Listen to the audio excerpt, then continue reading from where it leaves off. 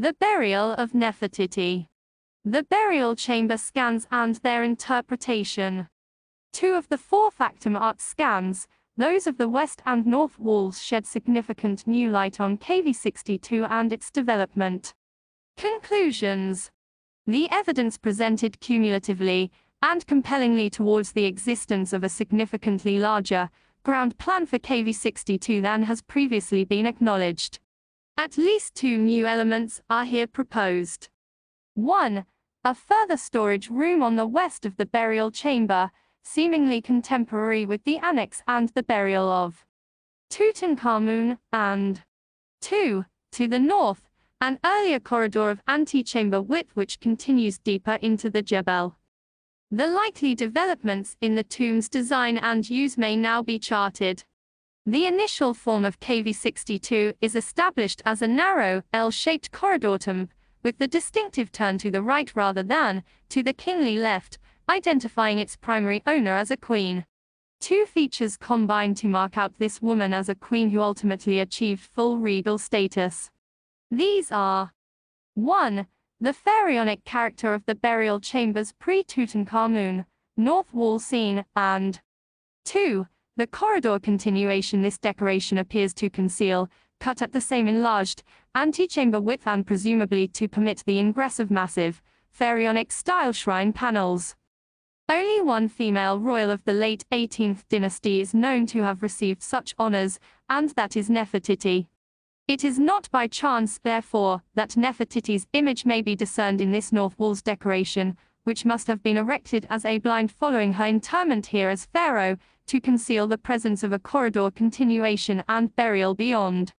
Nefertiti had begun her career as great royal wife to Akhenaten, and was promoted as co-regent, in or after his 16th regnal year, adopting an elaborated version of her queenly name contained within a pair of cartouches, Ankh-Pura plus epithet, Nefertiti plus epithet. As co-regent, Nefertiti's iconography was enhanced to incorporate emblems of a distinctly royal character, including the Nemesia dress as seen in her burial equipment later appropriated by Tutankhamun. Following Akhenaten's death, the junior co-regent will have assumed formal control of Egypt as a matter of course. As full pharaoh, her praenomen was modified by removing those earlier epithets, declaring her previous dependence on Akhenaten. Her nomen was entirely new Smenkhare Jizuk Peru. After a brief, independent reign of perhaps no more than a few months, during which she will have issued her fateful appeal to Suppiluliuma I, king of the Hittites, to send a son to rule Egypt by her side, Nefertiti disappears from view, presumably having died or been killed. Responsibility for the subsequent funeral fell to her immediate successor, Tutankhamun the Amarna prince, whose distinctive double underchin is recognizable still in the face of the king shown within KV62 officiating at Nefertiti's opening of the mouth ceremony. The proposal here put forward that KV62 had been both initiated and employed for the burial of Nefertiti ties in with evidence already noted for Tutankhamun's reuse of the larger part of this same woman's co-regent status burial furniture.